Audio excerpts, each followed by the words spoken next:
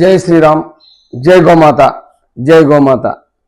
నిన్న మన Yugatulasi foundation chairman గారు కొలిశెట్టి శివకుమార్ గారు మాట్లాడారు. చాలా బాధపడకుండా మాట్లాడారు.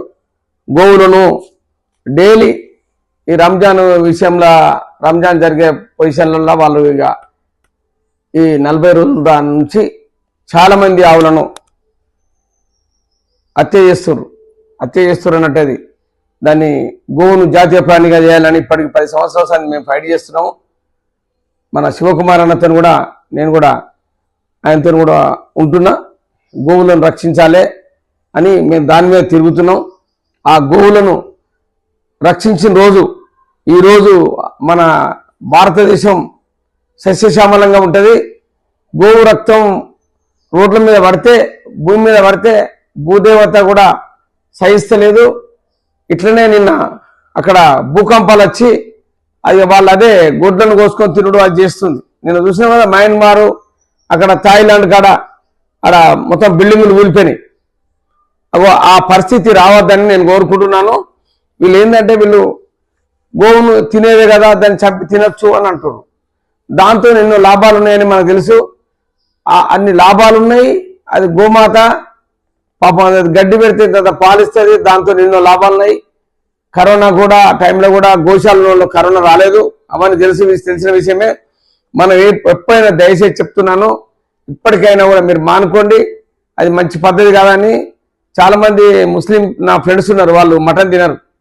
గోశాల పెట్టి నెల్లూరులో నా ఫ్రెండ్ అతను గోశాల పెట్టి ఆ గోవు పేడను ఇట్లా బిస్కెట్ లెక్క వేసి విదేశాలకు సప్లై చేస్తాడు. అబుదాబి సప్లై చేస్తుండే. అబుదాబిలో ఏంటంటే వాళ్ళు ఇది మన చెట్లకు, మన ఖర్జూర చెట్లకు ఇది పౌడర్ చేసి పోస్తా ఉన్నారు. మన యూరియా ఎట్లా చేస్తామో, యూరియా అమోనియా మన పొలాలకు ఎట్లా చేస్తామో వాళ్ళు అట్లా చేస్తారు. ఇదంతా గమనిస్తే మీరు ఇంటికో కావు పెట్టుకోండి, ఇంటికి ఒక చెట్టు పెట్టండి. మనం 100 ఏళ్ళకు పై బతుకుతాం. లేకపోతే మన నాశనం మనమే కోరుకుంటున్నాం. అది గమనించండి, దయచేసి చెప్తున్నాను. ఇప్పుడు మన శివకుమార్ గారు, మన కొలిశెట్టి శివకుమార్ గారు, యుగతులసి ఫౌండేషన్ చైర్మన్ గారు, ఆయన మాట్లాడింది కూడా మీకు వినిపిస్తా. ఆయన చాలా బాధపడకుండా మాట్లాడిండు. మీరు దాన్ని అంతా గమనించండి. ఆయన ఒక్కరి కోసం కాదు, ఆయన స్వార్థం కోసం కాదు, ఆయనే ఇది ఫైట్ చేస్తా ఉన్నాడు. గోవును రక్షించాలి, గోవును జాతీయ ప్రాణిగా చేయాలి అని. ఎక్కడో అడవిలో ఉన్న జంతువును, అది పులిని, సింహాలను జాతీయ ప్రాణిగా చంపితే జైలుకు అని పోస్తున్నారు. చంపితే జైలులో పోతారు, జైలుకు పంపిస్తా ఉన్నారు. వాడు అమెరికాని కూడా వాడు అని చంపితే వాడు జైల్లో ఉండొచ్చు. ఇంకా అనేది కూడా కేసులు నడుస్తూ ఉన్నాయి. అయితే ఎందుకు చెప్తున్నట్టే, ఇది మన మధ్యలో ఉండే గోవు, దీన్ని మనం రక్షించుకుంటే మనకు చాలా మంచి జరుగుతుంది అని వాడిని నీకు ఎందుకు చెప్తున్నావు చెప్తాంది. ఇప్పుడు సైంటిస్టులు చెప్తా ఉన్నారు, అమెరికా వాళ్ళు చెప్తా ఉన్నారు, విదేశాల చెప్తా ఉన్నారు. ప్రతి ఒక్కరు చెప్పినా మీరు వినకుండా మనం ఏం చేయలేము. మన నాశనం మనమే కోరుకుంటున్నాం. జై గోమాత, జై ప్రయాగరాజ్, జై శ్రీరామ్, జై శ్రీరామ్, జై శ్రీరామ్. రోజు ఏప్రిల్ 3వ తారీఖు ఎండాకాలం. కానీ ఇప్పుడు ప్రకృతి ఎలా మారిపోయిందో ఒక్కసారి చూడండి. ఎండాకాలంలో పెద్ద ఎత్తున వర్షం పడింది ఇప్పుడే గోమాత క్షేత్రం దగ్గర. ఈ వర్షానికి వరి ఇంకా కొద్ది రోజుల్లో చేతికొస్తున్నటువంటి రైతన్నకి కన్నీరు మిగిలించినటువంటి పరిస్థితి ఏర్పడ్డది. రైతన్నకి ఆ పంట చేతికి రాకపోతే ఇక్కడ మన పశువులకి పశుగ్రాసం కూడా దొరకదన్నటువంటి విషయాన్ని ఈ సందర్భంగా నేను తెలియజేస్తున్నా. దీనికి అంతటి కారణం ప్రకృతికి మనం ఏదైతే ఇస్తామో తిరిగి ప్రకృతికి తిరిగి మనం అదే మనకి ఇస్తున్నటువంటి విషయాన్ని కూడా ఈ సందర్భంగా తెలియజేస్తున్నాను.